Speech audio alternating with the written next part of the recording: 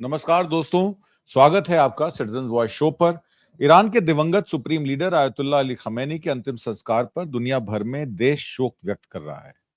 लेकिन भारत की तरफ से क्या हुआ, इस पर आज हम चर्चा करेंगे। बीजेपी सरकार ने राज्यपाल और विदेश राज्य मंत्री स्तर पर प्रतिनिधिमंडल भेजा है। वहीं ईरान ने भारत की प्रमुख विपक्षी पार्टियों और धार्मिक नेताओं को भी निमंत्रण दिया है। कांग्रेस सांसद शशि थरूर ने साफ किया, ऐसे बड़े आध्यात्मिक नेता के निधन पर उच्च स्तर पर शोक व्यक्त किया जाना चाहिए था। क्या यह भारत की डिप्लोमेसी का सही संदेश है या फिर बीजेपी की रणनीति का हिस्सा? क्या ऐसे भारत की वेस्ट एशिया में भूमिका कमजोर हो रही है, खासकर इजरायल ईरान तनाव, ऊर्जा सुरक्षा और क्षेत्रीय संतुलन के बीच? आज के इस तीखे जियोपॉलिटिकल डिबेट में हम इसी मुद्दे पर गहराई से चर्चा करेंगे। क्या मोदी सरकार ने सही किया या अवसर गंवा दिया? क्योंकि वेस्ट एशिया में अब तीन ही हेजेमॉन जो है वो सामने नजर आ रहे हैं, रशिया, ईरान और चाइना। क्या भारत उनके साथ साझेदारी करेगा या इंडो पैसिफिक ओशन में जापान और ऑस्ट्रेलिया के साथ अपनी सोई या खोई साख को बचाएगा? विपक्ष का क्या तर्क है और इसका भारत की विदेश नीति पर क्या असर पड़ेगा? वीडियो अंत तक जरूर देखिएगा और कमेंट में अपनी राय जरूर बताइएगा। आपको क्या लगता है? चलिए शुरू करते हैं। पहले तो मैं वीडियो दिखा दूं जो आज प्रकाशित हुआ, जिसमें देश के कुछ संत, सिख समुदाय से हिंदू समाज के कुछ संत लोग वहां पर गए और उन्होंने अपनी वहां पर आयतुल्लाह खमनेई की इबादत की और उनकी फ्यूनरल प्रोसेशन में शामिल हुए। मैं वो वीडियो दिखाकर आपको अपने गेस्ट से मिलवाता हूँ। देखिए ये वीडियो को।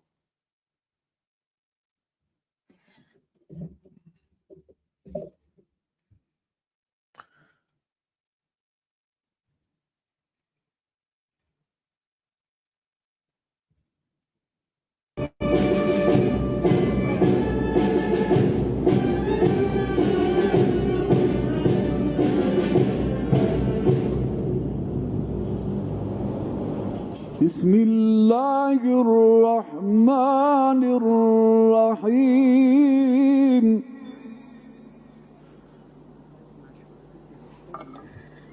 वला तहिनु वला तहज़नु वअंतुमुल आलौना इन कुंतुम मुमिनीन।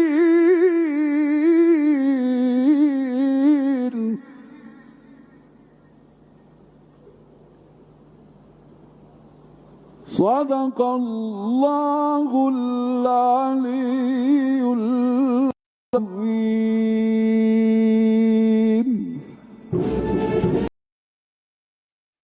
जी, ईश्वर दिवंगत की आत्मा को शांति दे, हम तो यही कहेंगे, इब्तिदा करेंगे और ईरान को और मजबूत करे ताकि वेस्ट एशिया में एक सुप्रीम पोजीशन पर वहां की हेजमन बनकर वेस्ट एशिया को स्टेबलाइज करे और भारत के साथ अच्छे संबंध बने। हम तो इसी की मनोकामना करते हैं।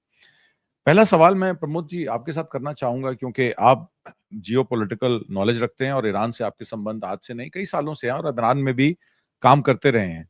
क्या ईरान के सुप्रीम लीडर के अंतिम संस्कार पर भारत का कम स्तरीय मंत्रिमंडल भेजना, यानी कि बिहार के गवर्नर रहे इब्तिदा हसन और उनके एक्सटर्नल अफेयर्स मिनिस्टर मार्गरीटा साहब को भेजना और प्रधानमंत्री मोदी का कोई सीनियर डेलीगेशन ना जाना, उसको आप एक कूटनीतिक गलती देखते हैं या कोई रणनीतिक संयम, या हमारी वेस्ट एशिया के प्रति नकारात्मक सोच जिसमें हम यूएई को तो गले लगाते हैं पर ईरान से के साथ खड़े होने में थोड़ा सा कतराते हैं? हालांकि ब्रिक्स की चेयर भी है इस साल की भारत के पास। क्या कहना है आपका इसके सारे मसले के बारे और ईरान के खमनेई साहब के फ्यूनरल पर? जी।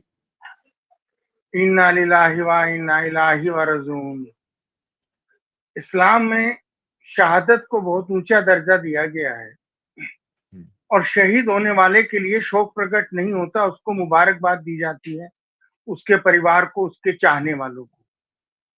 और ये खुशकिस्मती है कि इतने बड़े जोड़ मेले में और ऐसे मौके पे हमारे भारत से भी बहुत से लोग, और खासकर जो सामान्य नागरिक हैं, एक आम शहरी मेरे जैसा जिसकी कोई औकात नहीं है, उनको भी ईरान की क़यादत ने बड़े इज्जत और एहतराम के साथ बुलाया है। इतने बेहतरीन इंतजामात हैं। अभी लखनऊ के स्वामी सारंग और महबूबा मुफ्ती दोनों को अलग से एजाज दिया गया कि वो उस आखिरी रस्मात में आगे तक जाकर हिस्सा लें। चूंकि मारे गए, शहीद किए गए आयतुल्ला खामनेई कोई राजनीतिक या पॉलिटिकल लीडर नहीं थे, वो एक सियासत से भी ऊपर उठकर, और आप माने वो एक स्पिरिचुअल लीडर भी थे, और पूरा ईरान उनके कहने पर और उनके इशारे पर चलता था। उनकी सबसे बड़ी बात कि उन्होंने एक फतवा दिया था कि ईरान कभी एटम बम नहीं बनाएगा, क्योंकि एटम बम बनाना गैर इस्लामिक है, और एटम बम चलाने से, न्यूक्लियर ब्लास्ट करने से निर्दोषों की जान ज्यादा जाती है। अगर कोई जंग होती है और उसमें कोई सिपाही मारा जाता है तो आप वो एक अलग बात है, लेकिन अगर एक भी इंसान निर्दोष मारा जाता है तो वो पूरी इंसानियत का कत्ल होता है। वो इसी इस्लाम के विचारधारा के ऊपर आगे चलते हुए उन्होंने ये फतवा दिया था। उनको शहीद कर दिया गया। यहाँ करीब 100 देशों के 100 राष्ट्रों से अलग अलग राष्ट्राध्यक्ष भी आए हैं और बाकी लोग भी आए हैं, सामान्य जन भी हैं, और आप जिनको कहें विशेष अतिथिगण, हालांकि इनके लिए तो हर आदमी विशेष ही है, और सबकी आंखों में आंसू हैं। और सबसे बड़ी बात यह है कि खामनेई साहब ने खुद अपनी शहादत जरूर दे दी, लेकिन उन्होंने ईरान को एक जिंदगी भी, एक नई जिंदगी दी है अपनी शहादत के साथ। अगर वो ऐसा ना करते, वो शहीद ना होते, या इजराइल या अमेरिका ये कुकृत्य ना करता, तो ईरान के अंदर हो सकता है इंसर्जेंसी फैलती, हो सकता है कोई हंगामे खड़े होते, अराजकता इतनी बढ़ जाती कि सरकार भी पलट जाती, रिजीम चेंज होते, विचारधारा चेंज होती और उनके ख्वाब पूरे हो जाते। लेकिन ईरानियों ने इकट्ठे होकर बता दिया कि देश क्या होता है, सभ्यता क्या होती है और एकता क्या होती है।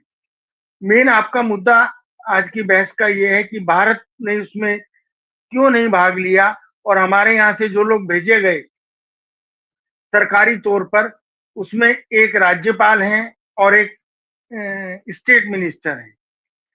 पहली बात तो ये है, जहां तक मेरा अंदाजा है, हमारे 90% भारतीयों को, भक्तों को छोड़ दें कुछ खास को, तो आपको भी शायद नहीं पता होगा कि जो स्टेट मिनिस्टर हैं ये विदेश राज्य मंत्री हैं। इनका पूरा नाम क्या है, और इनकी आज तक कोई मीडिया में या कोई सार्वजनिक रूप से इनकी कोई हलचल, इनकी कोई बातचीत, कोई बयान, या विदेश मंत्रालय से, विदेश नीति से संबंधित कोई शब्द भी इनके मुंह से किसी ने सुना हो?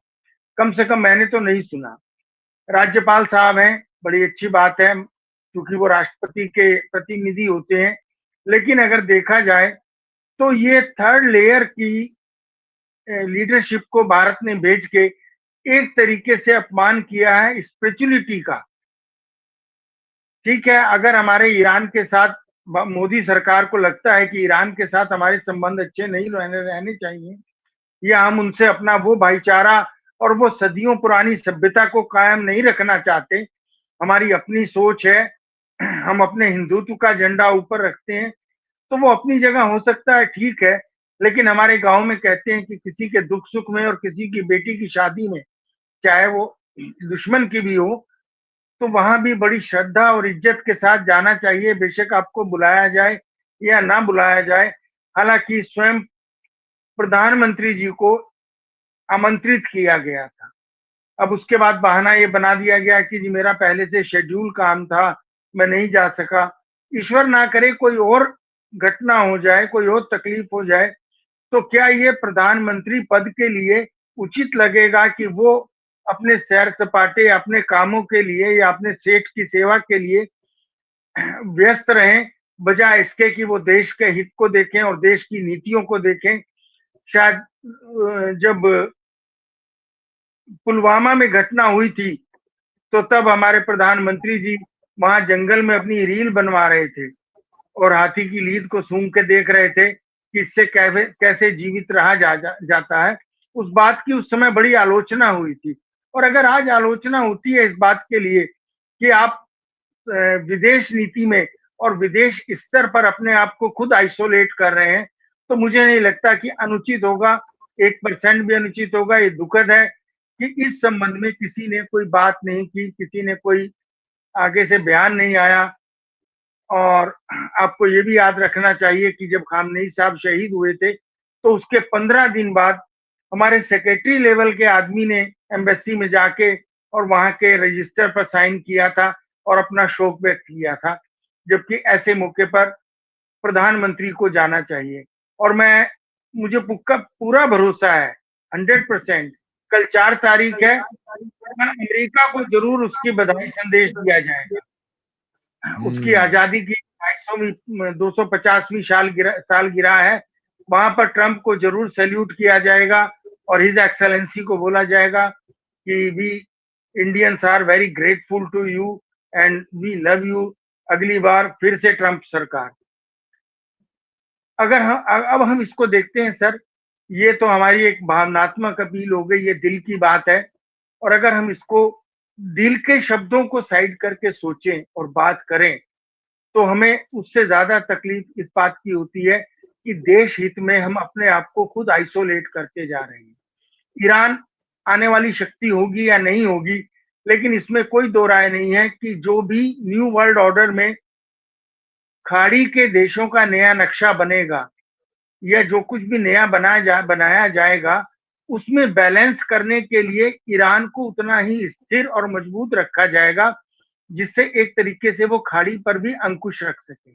और ईरान के पीछे अगर कहा जाए या ना कहा जाए तो चीन और रूस की एक बहुत बड़ा स्टेक लगा हुआ है, उनकी बहुत बड़ी इन्वेस्टमेंट है और चीन का टोटल आगे का जो प्लान है बिजनेस का और रास्ते का, वो ईरान से होकर जाता है।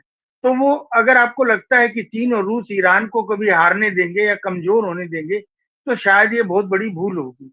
ऐसे में हम अपने विरुद्ध कोई दोस्त तो नहीं बना रहे, लेकिन हम अपने ऐसे विरोधी जरूर खड़े कर रहे हैं जो हमारे सामने से नहीं बोलेगा, लेकिन उसके दिल में जरूर ये बात रहेगी कि मेरी तकलीफ में भी एक आदमी या एक देश अगर साथ नहीं खड़ा हुआ, जबकि 75 या आप कहें कि 60 सालों का ये रिकॉर्ड है कि जब भी हमें तकलीफ आई, हम प्रॉब्लम में आए, तो ईरान ने हमारा साथ दिया। कई बार ऐसा हुआ जब कश्मीर को लेकर इस्लामिक कंट्रीज ने भारत के विरुद्ध अपने प्रस्ताव रखे, तो उस टाइम पर अकेला ईरान ही ऐसा था जिसने भारत का साथ देके उसको वीटो कर दिया, वरना हम इस्लामिक कंट्रियों से, इस्लामिक देशों से कभी का अलग हो जाते। आज के हालात में इजराइल के साथ अगर कोई प्रत्यक्ष रूप से खड़ा है तो वो भारत ही नजर आता है या मोदी सरकार ही नजर आती है। उसके अलावा वो खुद उसका एलाई जो खास उसके पापा जी हैं अमेरिका, और ट्रंप ने भी ये कहना शुरू कर दिया है कि इजराइल और नेतन्याहू को अपने मर्यादा में रहना चाहिए और अपने स्तर में रहना चाहिए। आज सभी नेता इकट्ठे हो रहे हैं और सबसे बड़ी बात, ईरान ने एक बहुत बड़ी विजय की घोषणा भी की है इसके साथ, सभी देशों को बुलाने के साथ साथ। लेकिन वहां आज पहली बार जो पासदाराने इनकलाब है, जो उनकी सेना है या सेना से भी ऊपर जो सेना है, उसके चीफ कमांडर को वो पब्लिक में लेकर आए हैं। उन्होंने सामने आकर श्रद्धांजलि अर्पित की और वहां पर जनाजे में शामिल हुए। तो अगर वो उसको सामने ला रहे हैं जिसके ऊपर सबसे बड़ा खतरा था कि उनकी भी हत्या कर दी जाएगी इजराइल के द्वारा, तो वो छाती ठोक के कह रहे हैं कि उनकी 56 इंच की छाती है, वो सामने खड़े हैं। और अगर उन्होंने इतने राष्ट्राध्यक्ष और इतने देशों के लोगों को इकट्ठा किया तो ये एक बहुत बड़ा उनकी चुनौती भी है कि वो आने वाली शक्ति है कम से कम खाड़ी के देश में। और उसमें आप पाकिस्तान को भी अलग ना रखें, तुर्की को भी अलग ना रखें, यूएई जैसे देश जो जिनको कहा जाता है कि वो भी इजराइल के सब्स्टिट्यूट हैं या उसके जो भी कह लें, जिन शब्दों को भी आप इस्तेमाल करना चाहें, क्योंकि सार्वजनिक रूप से ऐसा कोई कठपुतली कहना या प्यादा कहना अच्छा नहीं लगता। तो अगर यूएई भी हाथ जोड़कर ईरान के सामने घुटने टेकने को तैयार है, कतर तैयार है, ओमान तैयार है, बहरीन तैयार है और सऊदी अरब उसके साथ एक सामरिक समझौता करने के दिशा में आगे बढ़ रहे हैं, एक इस्लामिक नाटो की तरफ आगे बढ़ रहे हैं, तो हमें ये याद रखना चाहिए कि हमारे 90 लाख भारतीय खाड़ी के देशों में बहुत बड़ा रेमिटेंस लेकर आते हैं। अगर उस रेमिटेंस पर इस सरकार की नीतियों की वजह से कोई तकलीफ होती है तो आप आर्थिक रूप से कहाँ खड़े होंगे? अगर आपका तेल, आपकी ऊर्जा की 80 से 90% जो 90% रिक्वायरमेंट पूर्ति खाड़ी के और इन देशों से होती है, तो आप कहाँ खड़े होंगे? जिस दिन अमेरिका का हुक्म आ जाएगा रूस से तेल लेना बंद करना है, तो हमको बंद करना ही पड़ेगा। ये हमारे प्रदेश मंत्री भी कह चुके हैं, जय बाबू ने खुद ये बयान दिया है। अगर ऐसे में कम से कम विदेश मंत्री स्तर के आदमी को भेज देते, गृह मंत्री तो कहीं जाते आते नहीं है, तो उनके बारे में तो हम नहीं कह सकते, और कोई नहीं बचा था तो योगी जी को ही भेज देते। लेकिन इस सरकार ने क्या सोच के ये कदम उठाया है, मैं तो इसको मूर्खतापूर्ण कदम ही कहूंगा। बाकी इनकी अपनी सोच है, इनकी अपनी क्षमता है, इनका अपना हिंदुत्व है और इनकी अपनी विचारधारा है, जो देश के हित में है या निजी हित में है, ये तो आने वाला समय बताएगा, आने वाला भविष्य बताएगा। देखते हैं क्या होता है। बहरहाल यहाँ तेहरान के अंदर जो पब्लिक है उसको भी, उसके अंदर भी ये भावना है। तेहरान में यहाँ आप मैक्सिमम जो मोटरसाइकिलें देखते हैं वो भारत की बनी हुई हैं। बजाज की यहाँ मैक्सिमम मोटरसाइकिलें, खासकर एक वो पल्सर सबसे ज्यादा चलती है। मैं एडवर्टाइजमेंट नहीं कर रहा हूँ किसी का, वैसे बता रहा हूँ एक जनरल नॉलेज के लिए। तो अगर वो धीरे धीरे चीन की तरफ चलते चले गए और हमारा एक्सपोर्ट भी कम होता चला गया, तो फिर भविष्य का आर्थिक और सामरिक और अपना वैदेशिक मामलों में हम कहाँ खड़े होंगे, ये तो आप खुद सोच सकते हैं, दर्शक सोच सकते हैं जी। और आज कितनी बड़ी बात है कि आयतुल्ला साहब की मैयत को करबला लेकर जाया जाएगा और शायद ये पहले ऐसे मेरे विचार से, मैंने जहां तक मेरी जानकारी में नहीं है, ये पहले ऐसे शहीद होंगे या पहले ऐसे रहनुमा होंगे जो, जिनको दो देशों की सेनाएं अंतिम सलाम, लास्ट सैल्यूट जो है पेश करेंगी। वो करबला भी जाएंगे, और करबला से वापस 8 तारीख को वो उनको सुपुर्दे खाक कर दिया जाएगा। तो जिस देश के साथ इतनी दुश्मनी रही, 8 साल तक युद्ध रहा, आज उसी देश की सेना उसी दुश्मन, तत्कालीन दुश्मन देश के सर्वोच्च नेता के मैयत को सलामी दे रही है। आज की सभा में शामिल होने के लिए दया सिंह जी, डॉक्टर प्रमोद पावा, प्रफुल्ल भाई और सुजाता जी, बहुत बहुत धन्यवाद।